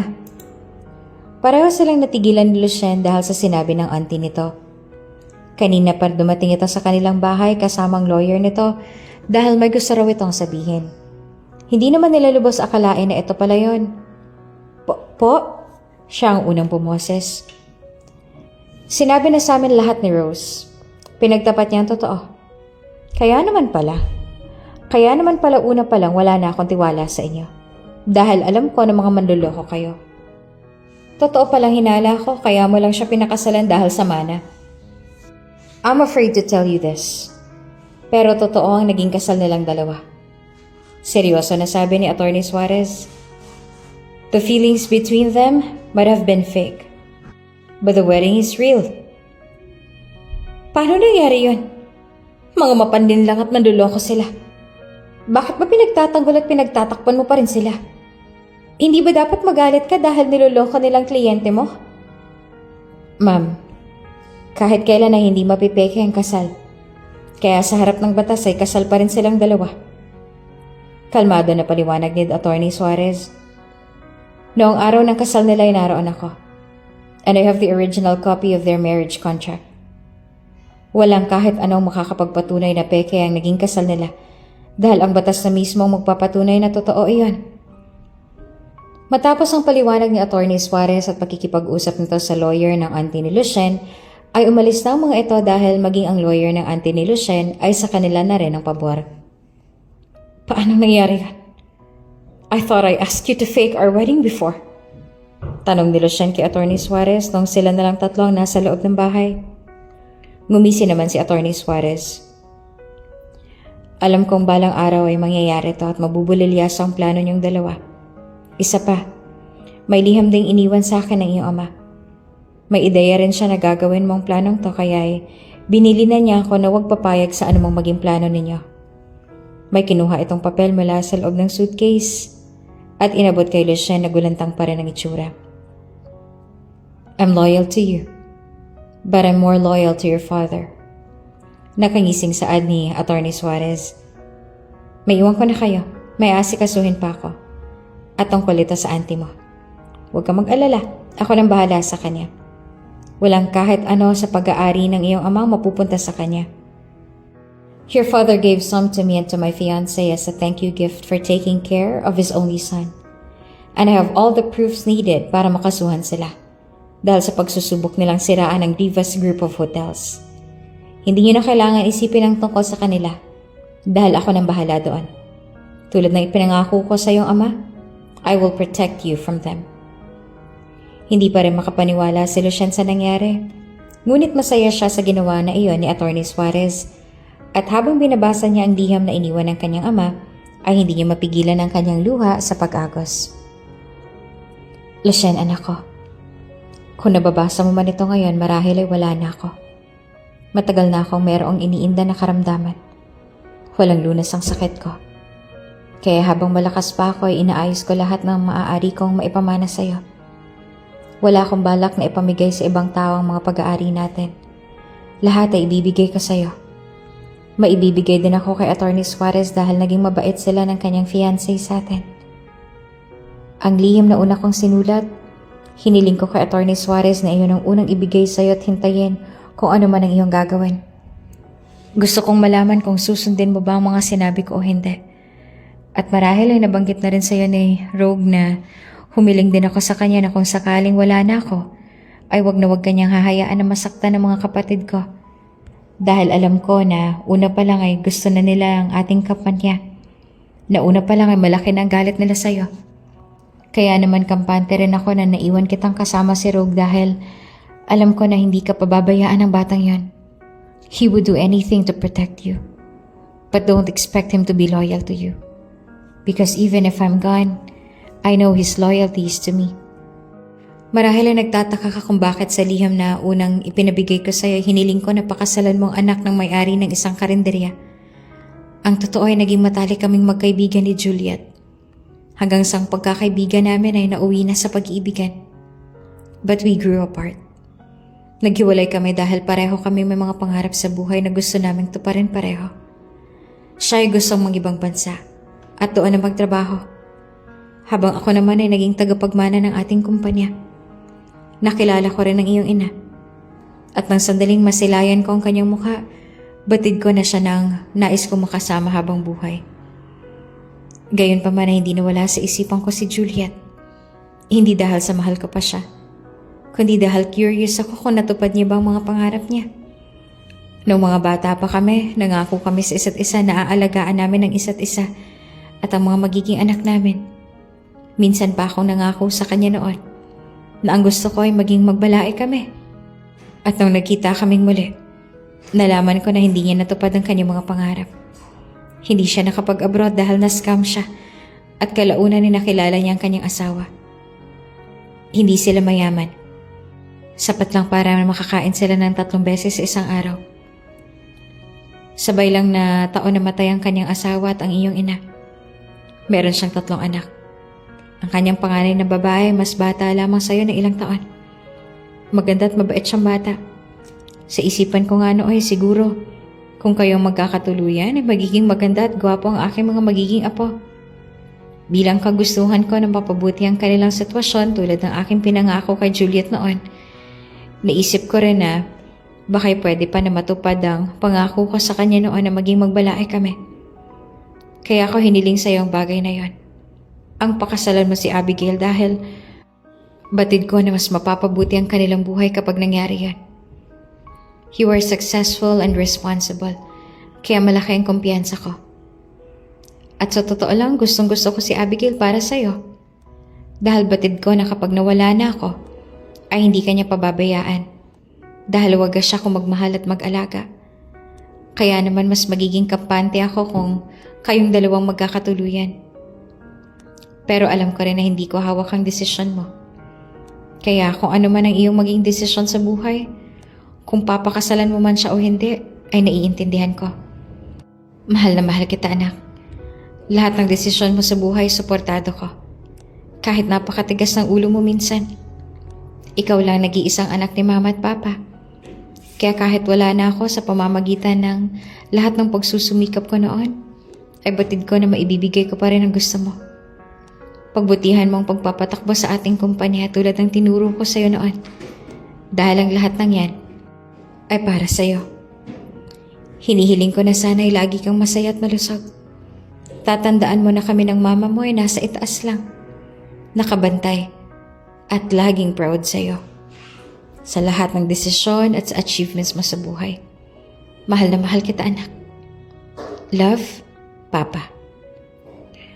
Matapos ang lahat ng mga nangyari, nakulong na nga ang auntie ni Lucien dahil sa isiniwalat ni Atty. Suarez na mga ebidensya na magdidiin sa kanila sa kanilang masamang binabalak. Samantalang humingi naman ng tawad sa kanila si Rose. Pinatawad naman nila ito ngunit mas pinili ni Lucien na layuan na ito. Nagpakalayo-layo na rin si Rose at ang huli niyang balita dito ay nasa States na ito at nanirahan. Matapos din na ipagtapat sa kanya ni Lucien ang tungkol sa last will and testament ng ama, ay niligawan siya nito.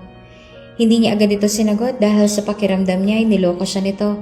Dahil nilihim nito sa kanya ang tungkol sa last will and testament, ngunit hindi tumigil ang binata sa panliligaw sa kanya. Lahat ay ginawa nito para patunayan ang pagmamahal sa kanya na maging ang kanyang ina at mga kapatid ay niligawan nito. Palaging sinasabi sa kanya ng kanyang ina na sagutin ito at bigyan ng isa pang pagkakataon dahil seryoso naman daw sa kanya ang binata. At ngayon ang araw na gagawin niya iyon. Ngayon niya planang sagutin ito. Kasalukuyang nasa VIP suite sila para sa kanilang date. Napakaromantiko ng lugar kung nasaan sila ngayon. Gawa sa salamin ng siling ng suite, kaya kitang-kita nila ang ganda ng kalangitan na punong-puno ng mga bituin. May mga kandila rin na nakasinde. May binigay sa kanyang binata na human-sized teddy bear at kumpol ng bulaklak noong saktong dumating sila rito. Abigail gazed up at the sky, awestruck by its splendor. They're illuminated by thousands of magnificent stars. It looked breathtaking. It feels dreamlike. Napangiti siya tumingin kay Lucien na nakangiti rin sa kanya. Do you like it? Tanong nito. Yes, ang ganda rito. Pero mas maganda ka pa rin para sa akin. Palagi namang gwapo si Lucien. Pero may kakaiba lang talaga ngayon. He looks extra hot today. He had a new haircut and was wearing a black long-sleeve shirt that was rolled up to his elbow. Matapos silang kumain at mag-dessert ay tumutog ang background ng kantang Perfect by Ed Sheeran. Tumayo si Lucien at lumapit sa kanyang tabi, then he bowed like a real gentleman and extended his hand in front of her. Can I have this dance? He asked. Nakangiti naman na tinanggap niya ang kamay nito. Habang nagsasayaw sila ay diretsong nakatitig siya sa mga mata nito na kumikinang at puno ng pagmamahal na nakatitig sa kanya. May gusto ko sabihin sa'yo. Saad niya. What is it? Kinakabahan ang boses nito. Gusto niya pa sana itong biruin pero excited na siya na maging opisyal sila at totohanin ang kanilang relasyon. Kaya sinabi niya na noon pa man ay gusto niya nang sabihin. Sinasagot na kita, Lucien. What? Tayo na. Sinasagot na kita. Girlfriend mo na ako. Napuno naman ang galak ang mukha ng banata at nangilid ang luha sa mga mata nito. Wait, really? Malambing niya itong initian at saka inabot ang kita nitong mukha. Yes, mahal din kita, Lucien. Mahal na mahal. Oh God, I love you so much, Maria Ramona Abigail. Napangiti siya lalo nung mahigpit siya nitong niyakap. Let's get married again. For real this time. Kung bago ka pa lang sa channel na ito, Ate Jane TV, huwag kalimutang pindutin ang notification bell and subscribe button. Sana po hindi naman malaking abala sa inyo ang pagpindot ng subscribe button dahil ang kapalit po nito ay ang pagsuporta para makapag-produce ng mga libreng stories sa mga channels ni Ate Jane. Maraming salamat!